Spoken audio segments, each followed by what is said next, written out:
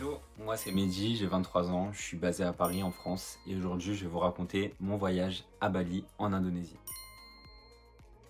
Alors faut savoir que depuis que je suis tout petit, je suis passionné de voyage. Au total dans ma vie j'ai dû faire une quinzaine, voire une vingtaine de pays je crois. C'est vrai qu'en 2019 je voulais tester quelque chose de différent, c'est-à-dire que je voulais vraiment partir le plus loin possible de mon pays d'origine qui est la France. Du coup j'ai proposé à ma petite amie d'y aller et on s'est rendu sur l'île pour à peu près 3 4 semaines.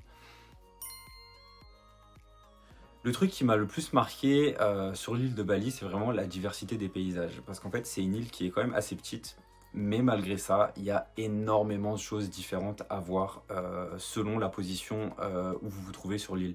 C'est-à-dire que si tu vas au sud de l'île, tu as surtout les plages paradisiaques, notamment Melasti Beach, qui est une plage juste magnifique. Je trouve que c'est vraiment la plus belle plage du monde, je dirais. Vraiment, c'est une des plus belles plages que j'ai vues de toute ma vie, en tout cas. Si tu vas un peu plus à l'est de l'île, tu auras surtout les zones volcaniques avec Keramas qui est une ville où il y a beaucoup de plages avec du sable noir, sable volcanique et il y a énormément de vagues donc beaucoup de surfeurs vont surfer là-bas. Si tu remontes un peu plus au nord, tu as Ahmed qui est une ville où il y a beaucoup de zones volcaniques, notamment le mont Batur qui est une montagne que beaucoup de touristes vont gravir chaque année. Et c'est magnifique parce qu'en fait, quand tu te retrouves en haut, tu as vraiment une vue sur toute l'île. C'est juste un truc de ouf. Tu peux voir les lacs, les champs, les rizières. Enfin, c'est incroyable. Et surtout, il y a la ville d'Ubud qui se situe au centre de l'île, qui est, je pense, la ville la plus connue, puisque c'est là-bas qu'on peut retrouver toutes les rizières qui sont caractéristiques de l'île de Bali. Donc je pense que pour n'importe qui aime vraiment explorer les pays qu'il visite, un peu comme moi, bah, je pense que vous allez vraiment vous plaire en allant à Bali, sincèrement.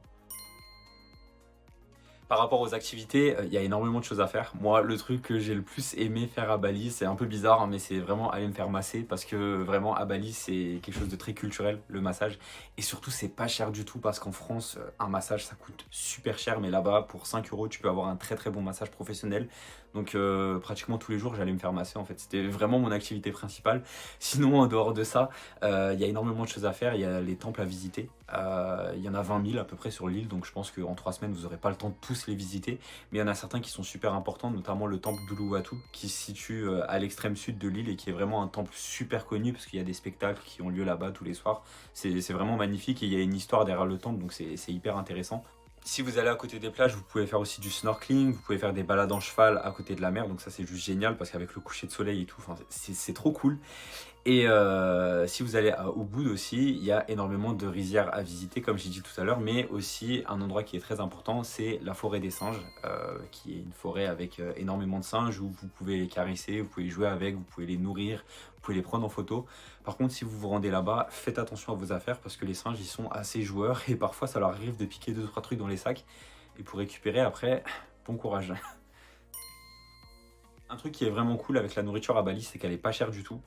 Vous pouvez manger dans un très bon restaurant local avec entrée, plat, dessert pour moins de 5 euros, ce qui est pratiquement rien comparé à ce qu'on peut trouver en France. Et moi personnellement, un plat que j'ai beaucoup aimé quand j'étais à Bali, c'est un plat qui s'appelle nasi campur. Je sais pas si je le prononce bien, mais en gros c'est un plat à base de riz, à base de viande, à base de sauce, de légumes et d'œufs. Et je trouve ça super bon. C'était juste trop trop bon.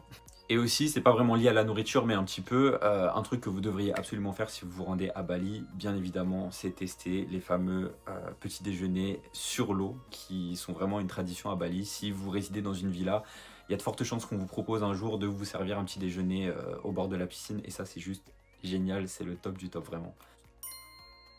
Donc voilà, Bali, je trouve que c'est vraiment le compromis idéal dans le sens où il y a énormément de choses à voir, énormément de choses à faire.